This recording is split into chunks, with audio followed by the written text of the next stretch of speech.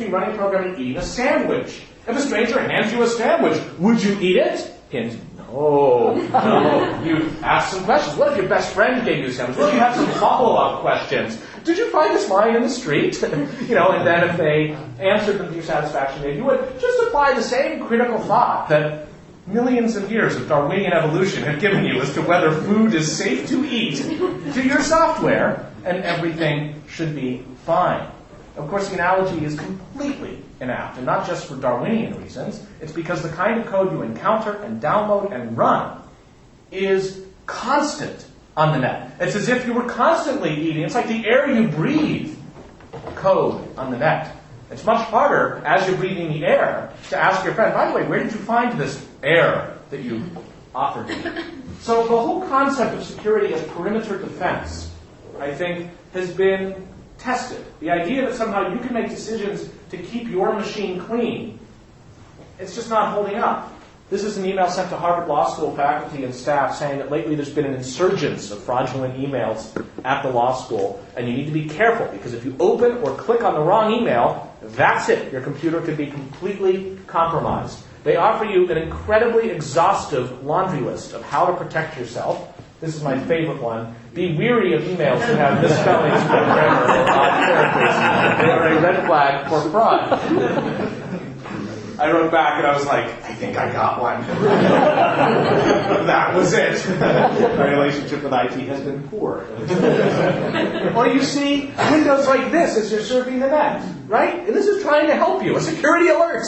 This just in. You're about to go to a website, but wait, there's a problem. Do you want to proceed? Now, we have a good brain trust in the room. Let's be completely honest. You have three choices. How many people say yes? How many people say no? Is that no one? No, just one over there. Well, sir, you have extra time on your Friday night. How many people do the dark horse candidate of new certificate? Yeah. And what do you see when you do that? I have no idea. Yeah, right. It's a certificate. Right? I can print out a certificate and give it to you today. You can put it on your wall at any time you want. You can incline your head slightly to the right and view a certificate. Right? Completely useless. Now, I think it's the democratic instinct in all of us that there are actually two green checks and one yellow exclamation point. In America, that would be a veto-proof majority in favor of continuing. But we have no real sense, except that when we see these come up, we assume that the person with the site just misconfigured something, and we proceed anyway. Plus, when you say no, that's it. You're not going to get to where you meant to go and to spend your time. The new technologies don't save us very much. This is my favorite Vista virus, the Vista speech recognition hole. It's a new feature, right? So instead of having to click on a folder to open it, especially for the disabled, you can just say, open the folder. It opens the folder. So you're visiting the website just, out of the speakers, it says, delete the hard drive. And you're like, no, don't delete the hard drive. And it's like, yes, delete the hard drive. And at that point, you realize you're like in an argument with your machine about its immediate future. This is the natural endpoint of the generative pattern that leads us towards enclosure. Here's the last example of it. It's the drive-by download. The mere act of visiting a website can put you in trouble. This is the illogically named Chuck Roast website, which sells fleece.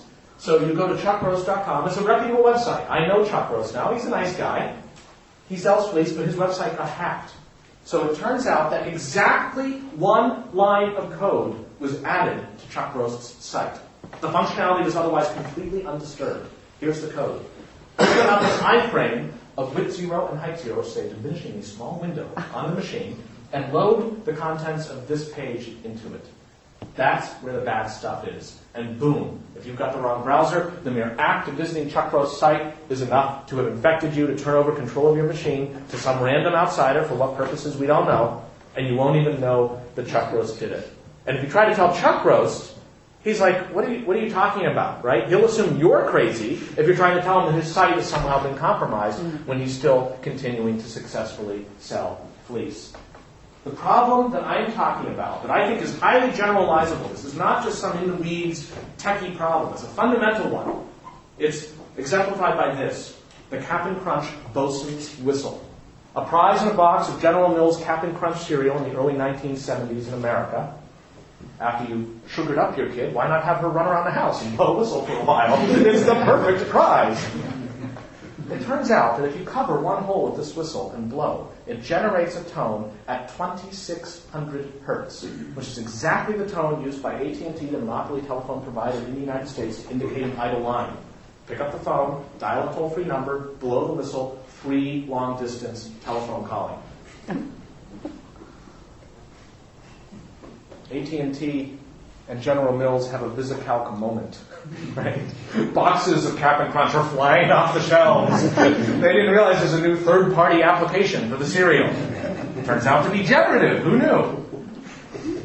Now, AT&T could fix this problem because they controlled the telephone network. It was a sterile network. They could pull back and redesign it, as they did, so that they used out-of-band signaling to control the network. The channels of communication were no longer the channels of control. There's no sound you could utter that would control the network. Rather, it would simply convey the sound to the other side.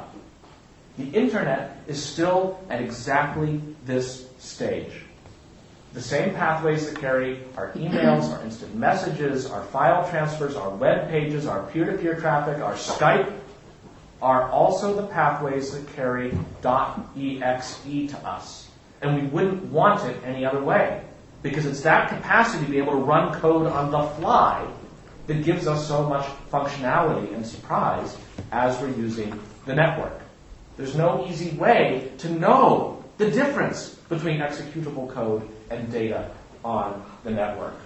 This problem is so fundamental that from the governmental point of view, governments around the world, here, for example, America, have been trying to figure out about critical infrastructure protection. Part of this is the so-called SCADA systems, like dams and highways and traffic signals and air traffic control. But part of it is just the general IT infrastructure and the machines hooked up to it. How easily are they compromised? This report from 2003, authored by Richard Clarke, the later cyber terrorism czar in the U.S., said very, very dangerous. This is very bad news. Digital Pearl Harbor was what he said when introducing this report. That's what we are facing. The second half of the report, what to do about it? He got nothing. Public-private partnerships, Let's start an information technology information sharing and advisory council. We'll have an office here with lots of computers and big screens, and there's Steve Case or Jack Bauer or somebody, communicating inward, and at some point they might be, the internet's down, what do we do? It's like, nothing. The internet's down. What can we do, right? We can't tell anybody.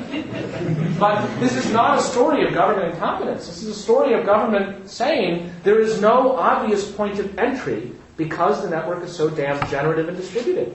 So there's no obvious solution that you can just wave a wand and solve. My fear is that if we don't figure out how to solve it, it will actually spell the end of the 30 to 40-year experiment in generative technologies at both the PC and network level. Because at exactly this moment, there are alternatives that are increasingly acceptable or even desirable to consumers waiting in the wings. The PC itself is giving way to a whole range of what I call information appliances, the return of the frequent flexowriter, things like the BlackBerry, highly addictive, great for email, and at any moment, if there's danger of a third-party app, BlackBerry RIM can shut it off.